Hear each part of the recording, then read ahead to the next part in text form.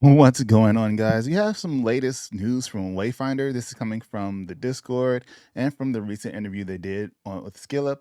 And I'm just going to go over some of the interesting points of that interview real quick and then go over some of these patch notes that they kind of shared with us. Just a little bit of the weapon notes they gave us that I have up here on the screen. I'm going to go over these. There's more than what you see here.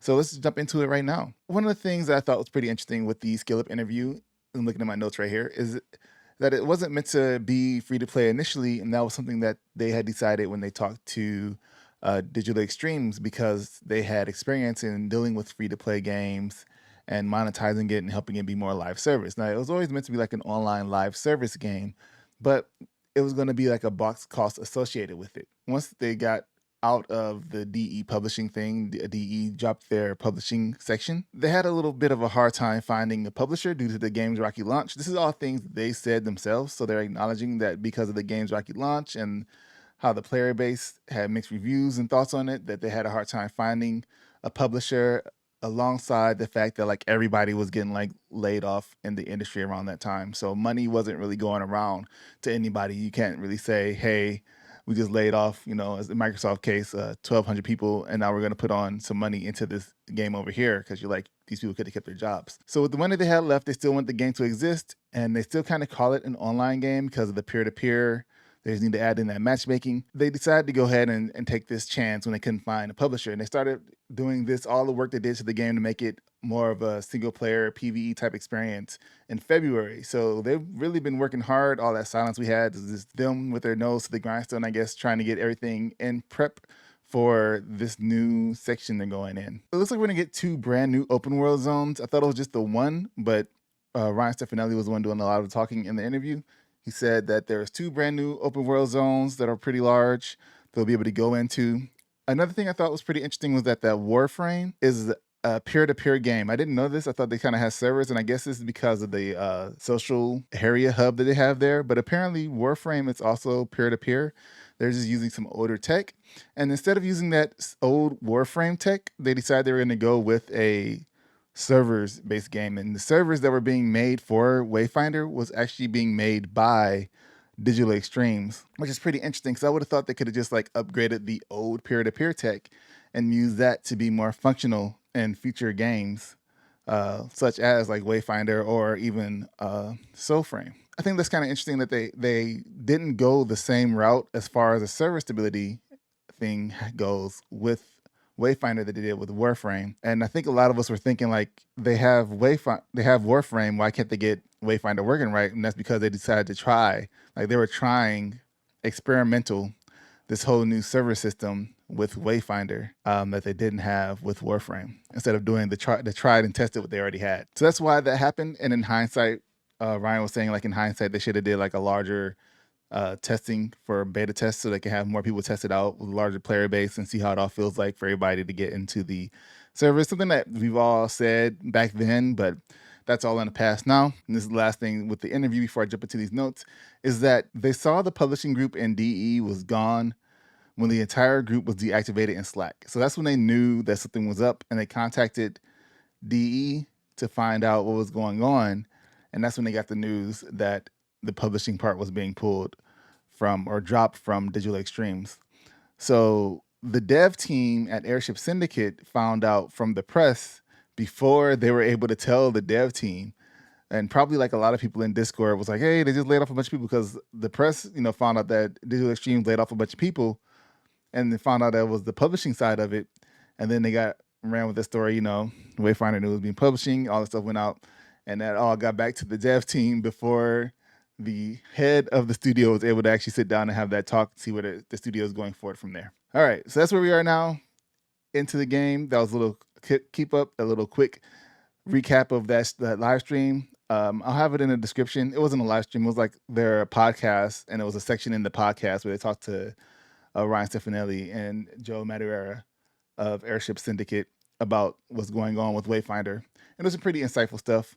My thought about the publishing thing is that like maybe with peer-to-peer, they'll be able to eventually, if they wanted to. It sounded like they didn't want to go back into live service games. It's kind of going to make more like multiplayer online games, but not necessarily like live service. Probably more along the line of like No Man's Sky, where it's going to get updates, but it's not going to rely on microtransactions. Because when you hear live service, you immediately attach microtransactions to that.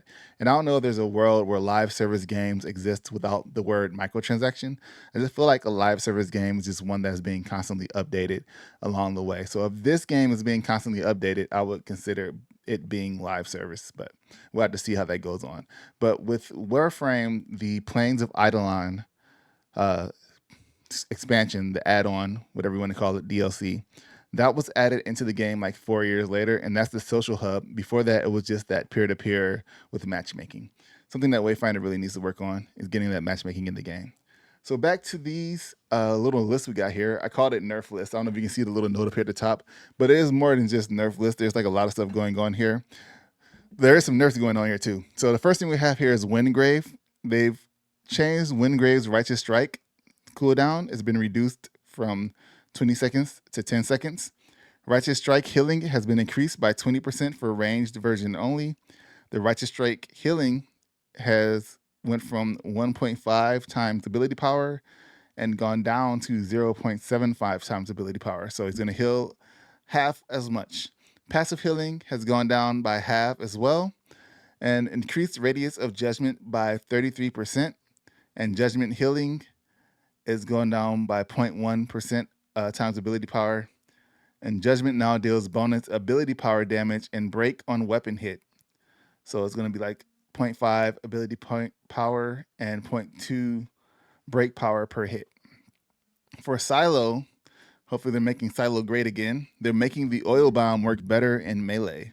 They've also improved bomb targeting. You know, if you've played with daggers or a melee weapon, you can't really target the bomb as you throw it. So hopefully they've made that work a lot better with the targeting. You kind of have to know where the crosshair normally is when you throw your bombs without having the gun. And the pull radius has been increased from 800 to 1,000. So you're going to be grabbing people, it looks like, a lot further away from you. From when you throw the bomb, it's going to pull them in a little bit more. So Kairos, they've made Arcane Focus not halt movement. And they've increased Arcane Focus radius and now is centered on the player. For Nis, they lowered the invulnerability window on Shadow Step slightly. So she's not going to be able to dodge out of everything. For Sinja, the Thunder's Glory's Chain Lightning effect now triggers from pummel in addition to physical damage. So that's good. So you're not losing that Chain Lightning effect when you're doing her abilities. In general, overall tuning pass on healing so characters without healing don't suffer. So I guess you're doing a little bit better chance on, like, you know, if you're not taking any damage, your health has a passive health increase. And then it's also the potions that you can use. So they're doing a bit more better on making the healing better. More better. They're doing better on making the healing better. So you actually get healed more, since there's going to be more instances probably where you're not playing with another player than before. For weapons, we also did a pass on weapon aspect stat distributions to make some weapons not suck. I hope these are guns, because mostly guns suck. They made melee hitboxes higher to hit flying enemies more consistently. That was a pain. Typhoon's typo. So this is typed out by Cam. Typhoon's weapon ability Shatter now has hyper armor. Reduced dagger parry window. They reduced the dagger parry window. Oh yeah, it did have a huge window. So it's going to be a little bit harder now to get those parries in. If you're used to parrying now, if you're playing it now, or if you were playing it before and you said that you could kind of get ready like a long time ahead of time before you had to parry, now you got to be like right on it. I don't know if you got to be right on it, but it's reduced. Bloodsong's ability Wheel of Pain now causes guard broken enemies to stagger on hit. Bloodsong now maintains heat of battle. The healing effect from Bloodsong's ability Wheel of Pain now scales with both weapon power and ability power, in line with other weapon ability effects. They've added 10 new weapons that they just dropped the names of, and you're going to let our imagination take it from there. We have Warp and Weft. Sounds like daggers. The Draken Maw sounds like a two-handed weapon. The Doldrum sounds like a one-handed weapon. The Queen's Pyre sounds like a staff of some sorts, maybe a scythe. could be a gun, pyre, torch. Portent, I don't know what that is. The Maiden's Rhyme sounds like a scythe. God Bleeder could be a two-handed weapon. Vesper 3, that sounds like a rifle. Requiem and Covetous. Requiem is probably sword and shield, and Covetous is probably also sword and shield. Warp and Weft could also be sword and shield, but I think Warp and Weft are daggers for sure. For rifles, they increased Eagle Eye generation for burst rifles by 25% and shotguns by 10%. Rifle damage increased by 11%. Rifle Eagle Eye generation increased by 50%. Rune cannon damage increased by 30%. Rune cannon damage fall off now starts at 2,500 meters, up from 2,000 meters. Buffing burst rifle damage and long shot ability improvements. It now builds Eagle Eye meter when hit. Now scales properly with weapon power and AP. Now correctly guarantees a crit, and now does 20% more damage than Eagle Eye, assuming weapon power and ability power are roughly equal. So this sounds like they recorrected the nerfs they did on guns before and made guns great again. Was my biggest complaint about that big change they did last time with the guns and made them not fun. They made the rifles really bad. So this sounds good for rifles. Hopefully when we get back in, we can have a lot of fun with rifles again. For the sword and shield, they reduced needed hold time to trigger hold finisher. So those that had a finisher that you had to hold down, they reduced the amount of time you had to hold the trigger down. This reduces the chance of move canceling unintentionally.